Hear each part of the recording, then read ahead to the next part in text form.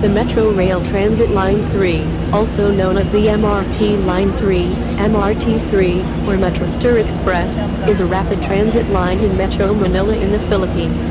The line runs in an orbital north-to-south route following the alignment of Epifanio de los Santos Avenue, EDSA. Despite its name, the line is more akin to a light rapid transit system owing to its tram-like rolling stock while having total grade separation and high passenger throughput. The line is officially known as the Yellow Line. Its current general manager is Oscar Bongan.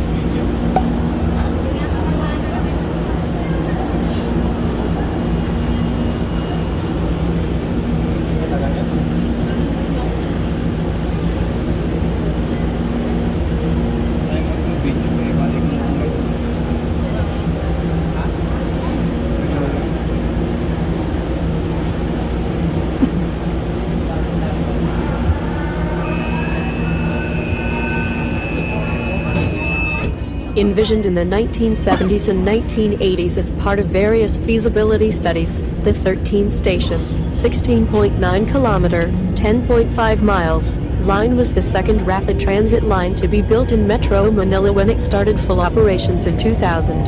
The line is owned by the Metro Rail Transit Corporation, MRTC, under a 25-year build lease transfer agreement with the Philippine government's Department of Transportation, DOTR, who operates the line. The line is integrated with the public transit system in Metro Manila, where passengers also take various forms of road-based public transport, such as buses, to and from a station to reach their intended destination. Serving close to 360,000 passengers on a daily basis, the line is the busiest among Metro Manila's 3 rapid transit lines. Total ridership significantly exceeds its built maximum capacity of 350,000 passengers a day, with various solutions being proposed or implemented to alleviate chronic congestion. Expanding the network's capacity to accommodate the rising number of passengers is currently set on tackling this problem.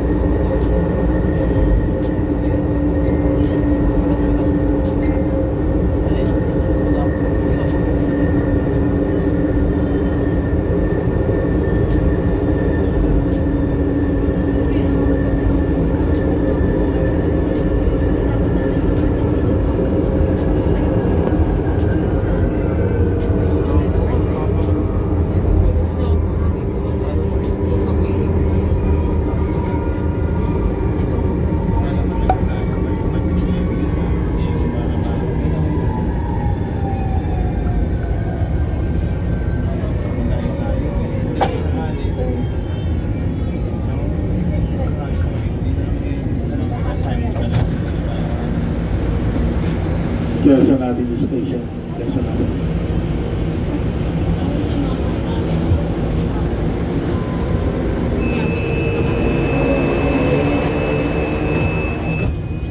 History. Early planning. In 1973, the Overseas Technical Cooperation Agency, OTCA, predecessor of the Japan International Cooperation Agency, presented a plan to construct 5 subway lines in Metro Manila. The study was known as the Urban Transport Study in the Manila metropolitan area. One of the 5 lines, Line 3, was planned as a 24.3-kilometer, 15.1 miles, line along Epifanio de los Santos Avenue, EDSA, the region's busiest road corridor. The plan would have resolved the traffic problems of Metro Manila and would have taken 15 years to complete. Another study by GMA was presented in 1976, which included the 5 lines proposed in 1973. The study recommended heavy rail due to the rising population.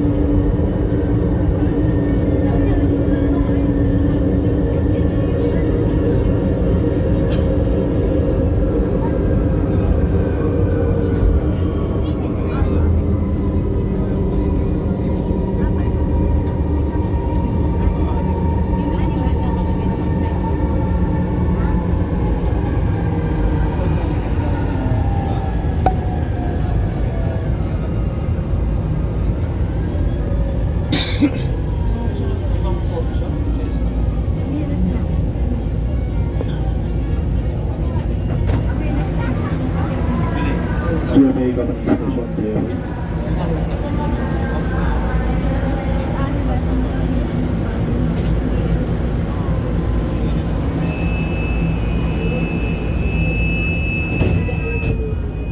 During the construction of the first line of the Manila Light Rail Transit System in the early 1980s, Electroud Engineering Services of Zurich designed a comprehensive plan for metro service in Metro Manila. The plan, still used as the basis for planning new metro lines, consisted of a 150-kilometer, 93 miles, network of rapid transit lines spanning all major corridors. Within 20 years, the study integrated the previous 1973 Ortigas study, the 1976 JICA study, and the 1977 Freeman Fox and Associates study, which was used as the basis for the LRT Line 1. Development and early delays. The project was restarted as a light rail project in 1989. DOTC planned to construct a light railway transit line along EDSA, a major thoroughfare in metropolitan Manila, which would traverse the cities of Quezon, Mandaluyong, Makati, and Pasay. The plan, referred to as EDSA Light Rail Transit 3, EDSA LRT 3, was intended to provide a mass transit system along EDSA and alleviate the congestion and growing transportation problems in the metropolis. On March 3, 1990, a letter of intent was sent by Eli Levin Enterprises, Incorporated, represented by Elijah Levin, to the Department of Transportation and Communications, DOTC, now Department of Transportation, DOTR, Secretary Oscar Orbis, proposing to construct the EDSA LRT-3 on a build-operate-transfer, BOT, basis. On July 9, 1990, President Corazon Aquino signed Republic Act No. 6957, simply known as the Build-Operate-Transfer, BOT, law. It took exactly 3 months later.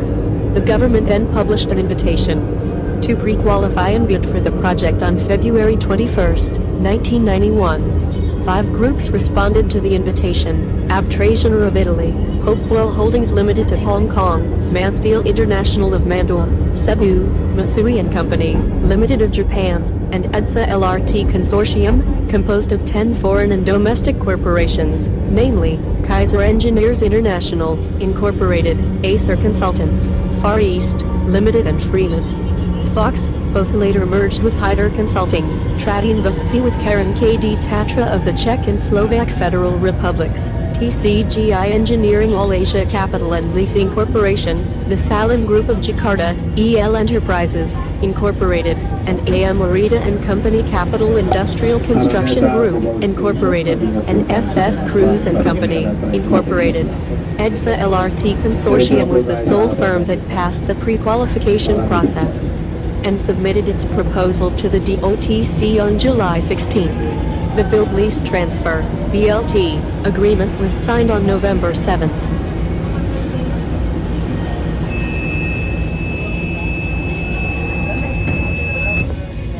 On September 22, 1992, DOTC and EDSA LRT Corporation signed a revised and restated BLT agreement.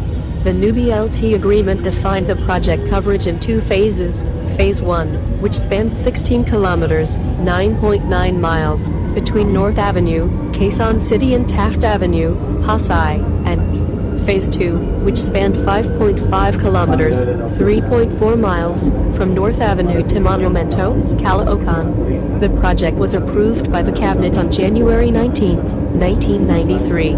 On May 6 of that same year, the project was launched by President Fidel V. Ramos.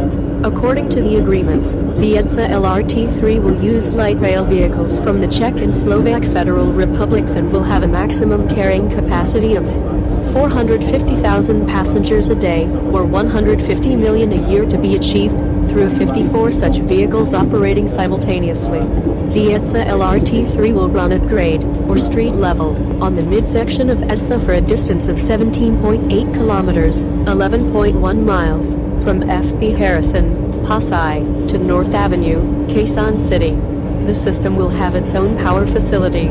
It will also have 13 passenger stations and 1 depot on 16-hectare, 40-acre, government property at North Avenue. However, construction could not commence, with the project stalled as the Philippine government conducted several investigations into alleged irregularities with the project's contract. The Supreme Court had a case barring Eli Levin from implementing the project in March 1994, and the bids were AB and Mitsubishi Corporation. which also wanted to supply contracts. A year later, the Supreme Court upheld the regularity of the project, which paved the way for construction to finally begin during the term of President Ramos. A consortium of local companies, led by Phil Estate Management, was later joined by Ayala Land, and 5 others, later formed the Metro Rail Transit Corporation, MRTC, in June 1995 and took over the EDSA LRT Corporation.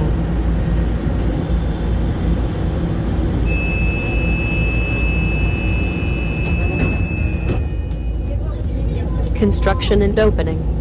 On March 27, 1996, the unveiling marker was attended by President Ramos and others.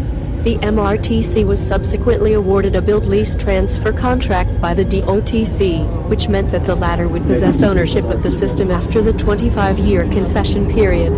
Meanwhile, the DOTC would assume all administrative functions, such as the regulation of fares and operations, leaving the MRTC responsibility over construction and maintenance of the system as well as the procurement of spare parts for trains. MRTC would later transfer the responsibility of maintaining the system to the DOTC in November 2010. In exchange, the DOTC would pay the MRTC monthly fees for a certain number of years to reimburse any incurred costs. Construction began on October 15 of the same year, with a BLT agreement signed between the Philippine government and the MRTC. An amended turnkey agreement was later signed on September 16, 1997, with Sumitomo Corporation and Mitsubishi Heavy Industries. Sumitomo and Mitsubishi subcontracted EEI Corporation and Asian Construct for the civil works. A separate agreement was signed with C with Karen KD Dobravny Systemi, C with Karen KD Tatra, now part of Siemens AG, the leading builder of trams and light rail vehicles for the Eastern Bloc, on rolling stock. MRTC also retained the services of ICF Kaiser engineers and constructors to provide program management and technical oversight of the services for the design, construction management, and commissioning. MRTC would later sign a maintenance agreement with Sumitomo and Mitsubishi for the maintenance of the line on December 10 of the same year. During construction, the MRTC oversaw the design, construction, equipping, testing, and commissioning, while the DOTC oversaw technical supervision of the project activities covered by the BLT contract between the DOTC and MRTC. The DOTC also sought the services of Sistra, a French consultant firm, with regards to the technical competence, experience and track record in the construction and operations.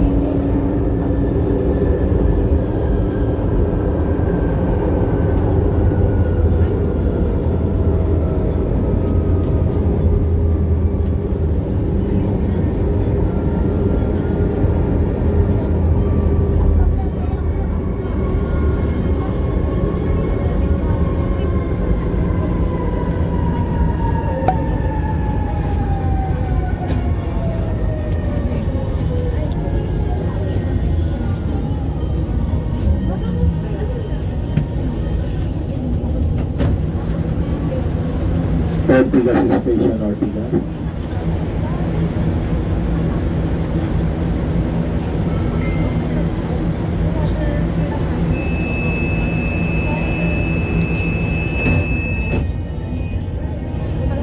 On December 15, 1999, the initial section from North Avenue to Buendia was inaugurated by President Joseph Estrada, with all remaining stations opening on July 20, 2000, a little over a month past the original deadline, due to DOTC's inclusion of additional work orders such as the tram-like in Pasay leading to Ninoy Aquino International Airport. However, ridership was initially far below expectations when the line was still partially open, with passengers complaining of the ticket's steep price and the general lack of connectivity of the stations with other modes of public transportation. Passengers' complaints of high ticket prices pointed to the maximum fare of 34, equivalent to 79.21 in 2021, which at the time was significantly higher than a comparable journey on those lines operated by the LRTA and the PNR or similar bus ride along EDSA. Although the MRTC projected 300,400 passengers riding the system daily, in the first month of operation the system saw a ridership of only 40,000 passengers daily. The ridership improved quickly, however, when passengers experienced significantly faster and convenient travel along EDSA, which experience soon spread by word of mouth. The system was also initially criticized as a white elephant, comparing it to the Manila Light Rail Transit System and the Metro Manila Skyway. To alleviate passenger complaints, the MRTC later reduced passenger fares to 15, equivalent to 34.95 in 2021, as per the request of then-President Joseph Estrada and a subsequent government subsidy.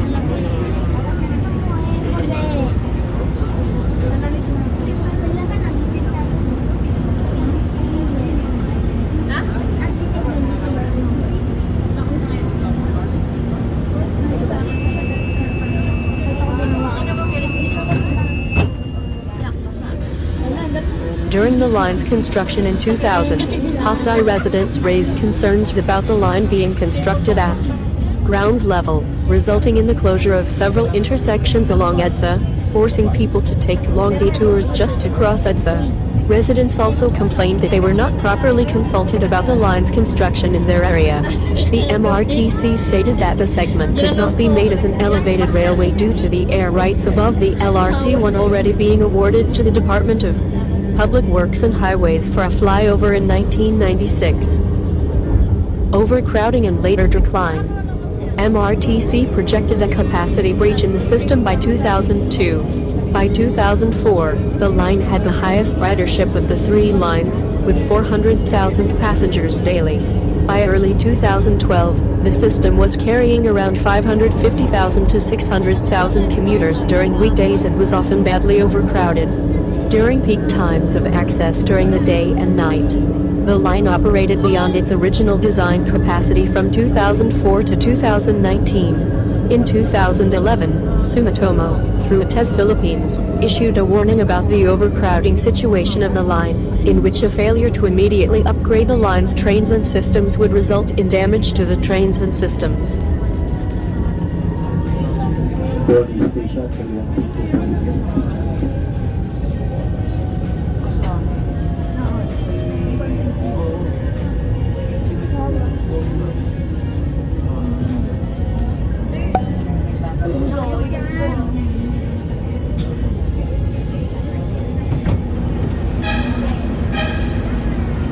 Boni station, Boni.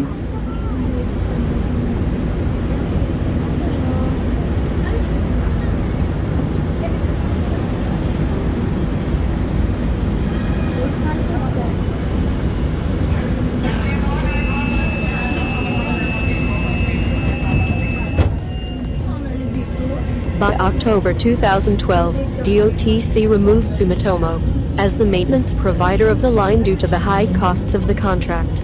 With the entry of the joint venture of Philippine Trans-Rail Management and Services Corporation, PH Trams, and Com Builders and Technology Philippines Corporation, CB&T, as the maintenance provider in 2012, and AP Global in 2013, it marked the start of the deterioration of the line due to poor maintenance by the aforementioned maintenance providers that DOTC appointed. In 2014, there were reported daily incidents and disruptions, and a derailment of one train coach on August 13th of the year. The government of Benigno Aquino III had been planning to buy the line from the MRT Corporation, MRTC, the private concessionaire that built the line, and then bid it out to private bidders. The Aquino government accused the MRTC of neglecting and not improving the services of the line under its watch. In February 2016, the Philippine Senate released a report stating that DOTC Secretary John Abaya and other DOTC officials may have violated the Anti-Graft and Corrupt Practices Act in relation to questionable contracts with the subsequent maintenance providers. In a Senate report where the line's condition was found to be in poor maintenance as per studies made by MTRHK, DOTC officials were reported to be involved in graft in relation to questionable contracts, especially those for the maintenance of the line.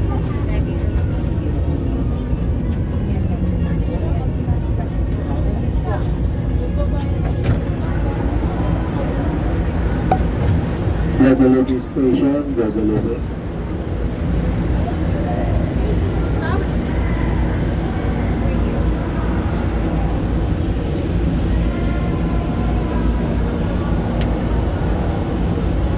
Diretso lang po tayo sa bandang gitna. Huwag po natin halangan dito. Sasarado na po.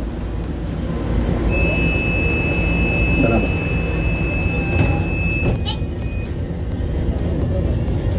The DOTC tried to bid out a 3-year maintenance contract in 2014 and 2015, but both biddings failed because no bidders submitted a bid. Through a negotiated procurement, the Busan Joint Venture, a joint venture of Busan Transportation Corporation, Edison Development and Construction, Tram-like Mercantile Incorporated, TMI Corp Incorporated, and Caston Corporation, was awarded a 3-year maintenance contract by the DOTC. The contract started in January 2016 and was slated to end by January 2019. In 2017, DOTC's succeeding agency, the Department of Transportation, DOTR, attributed the operations disruptions of the rail system to the Busan Joint Venture, later known as Busan Universal Rail, Incorporated, theory, with DOTR Transport Undersecretary for Rails Cesar Chavez noting 98 service interruptions and 833 passenger unloadings, or average of twice daily, as well as train derailments in April-June 2017. Theory insisted that the disruptions the railway line was experiencing is due to inherent design and quality concerns and not to poor maintenance or normal tear or wear. It said that glitches started occurring since 2000, a claim that MRTC dismissed when Sumitomo was maintaining the system. The maintenance contract was terminated on November 6, 2017. Capacity expansion. Due to the high ridership of the line, a proposal understudy by the DOTC and NADA proposed to double the current capacity by acquiring additional light rail vehicles to accommodate over 520,000 passengers a day.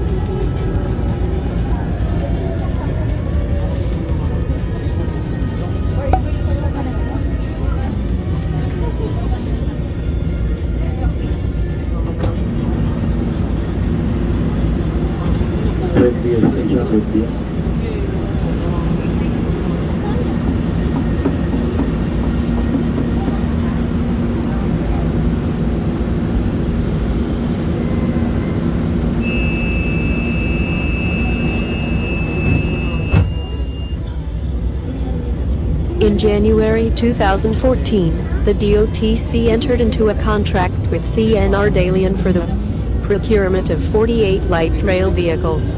The trains, commonly referred to as the Dalian trains, were delivered in batches from 2015 to 2017. The introduction of the new trains would have allowed the line to handle over 800,000 passengers.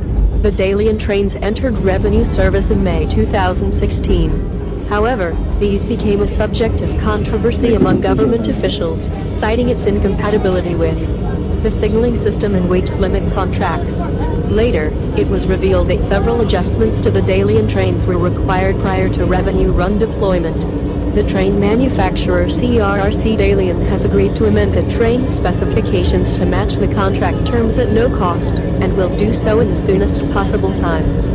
Due to the trains undergoing the said adjustments, they were slowly introduced into regular operations, which led to the start of the gradual deployment on October 27, 2018. Aside from the procurement of the new trains, the capacity expansion project included the upgrading of the ancillary systems such as the power supply, overhead lines, the extension of the pocket track near Taft Avenue station and the modification of the turnback siding north of the North Avenue station. The original plan also included the upgrading of the signaling system. These upgrades, except for the upgrades to the Taft Avenue pocket track and the North Avenue turnback siding, would only be realized as part of the line's rehabilitation.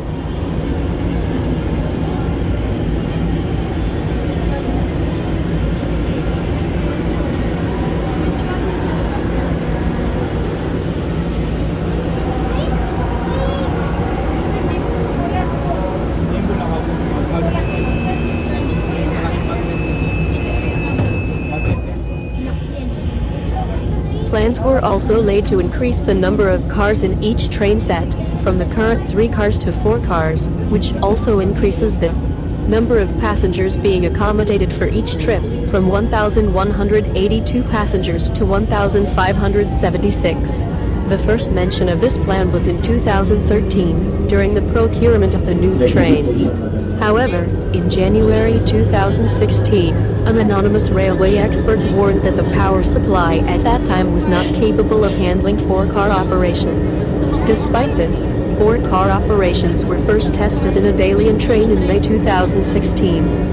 After the rehabilitation of the line, which included the upgrading of the power supply, a dynamic test run for the use of 4-car trains for regular operations was conducted on March 9, 2022. Regular 4-car operations began in the same month, initially deploying 2 trains for daily operations, subsequently increased to 4. Although full conversion was initially planned to be achieved by 2023. All trains reverted to the existing 3-car configuration a few months after the months-long 3 rides ended. Rehabilitation. As early as 2011, there were proposals to rehabilitate the line. An unsolicited proposal were made by Metro Pacific Investments in 2011 at a cost of $25.1 billion. Another proposal was presented in 2014 at a cost of $23.3 billion. In 2017, in the wake of various daily service interruptions in the line, San Miguel Corporation expressed its interest to rehabilitate the line. That same year, Metro Pacific submitted another $20 billion proposal to rehabilitate, operate and maintain the line. These proposals, however, would be rejected by the government. Magallanes Station. Takot sila nandyan si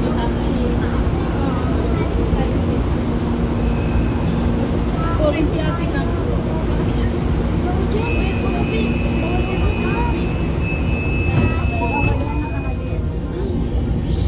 Following the termination of the maintenance contract with Busan Universal Rail, Incorporated, the DOTR announced on November 29, 2017, that a government-to-government agreement between the Philippines and Japan would be signed by the end of the year, paving the way for a Sumitomo Corporation to return as the maintenance provider of the line. The 3-year contract would cover the rehabilitation and maintenance of the line. The $22 billion project, partly funded by an $18 billion loan from the Japan International Cooperation Agency, was approved by the Investment Coordination Committee, ICC, Board of the National Economic and Development Authority, NEDA, on August 17, 2018. It intended to rehabilitate and upgrade the existing systems and trains for the line to return to its original high-grade design. The project was part of the Build Infrastructure Program. On November 8, 2018, the loan agreement for the project was signed, while the rehabilitation and maintenance contract was signed on December 28. The project was initially slated to start by January 2019, but the implementation of a reenacted government budget for 2019 and finalization of documents caused repeated delays on when the project could start, which only started on May 1, 2019. Under the 43-month contract, which was undertaken by Sumitomo, Mitsubishi Heavy Industries Engineering, MHIENG, part of the Mitsubishi Heavy Industries, and TES Philippines, rehabilitation works were to be done within 26 months.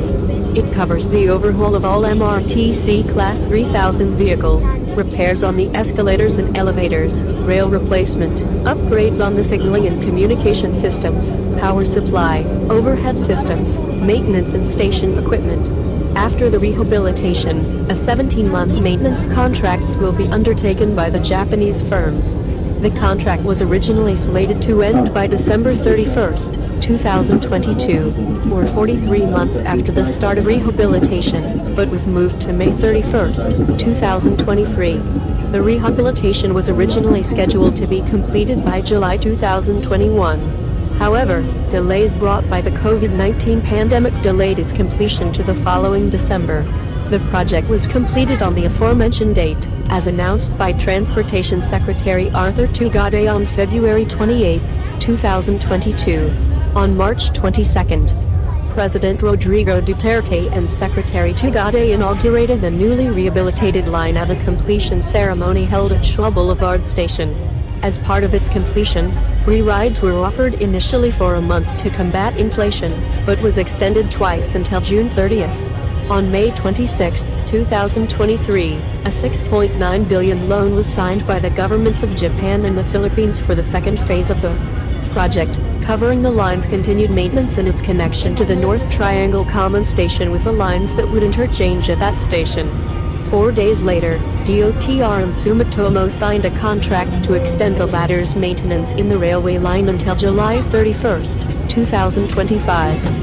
Among the projects included under the new contract is the conversion of the trains used on the line from the present 3 rail cars to 4, following the previous test runs for the 4-car trains in 2022, and the expansion of the Taft Avenue pocket track to cater longer trains, allowing the pocket track to cater 4-car trains. Construction works for the pocket track extension began in November 2024. The program aims to increase the line's ridership capacity to 500,000 passengers a day. Route.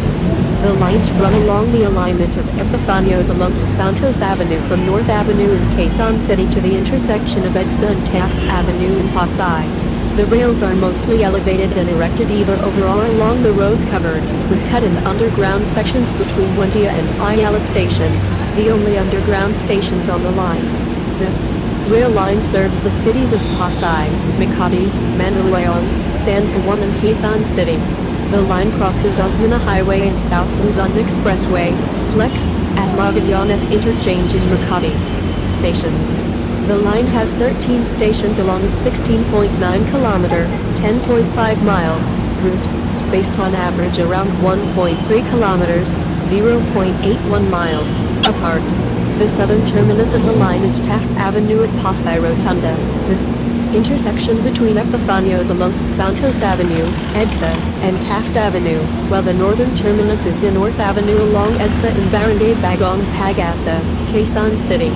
3 stations serve as connecting stations with the lines of the Manila Light Rail Transit System, LRT, and Philippine National Railways, PNR. The Magallanes station is near PNR's EDSA station, while Araneta Center Cubao is indirectly connected to the LRT Line 2 station of the same, and Taft Avenue is connected via a covered walkway to the LRT Line 1 EDSA station. No stations are connected to other rapid transit lines within the paid areas, though that is set to change when the North Triangle Common Station, which has interchanges to LRT Line 1 and MRT Line 7, opens in January 2025.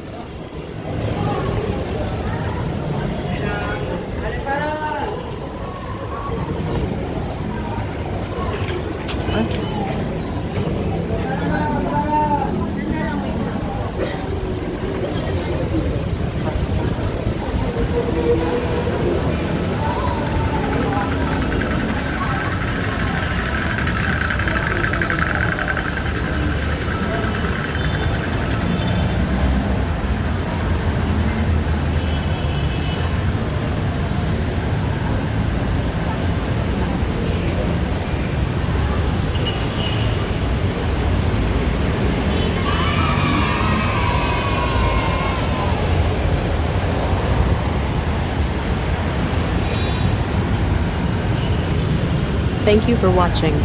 Please share this video to your friends, family, or your loved ones. Love,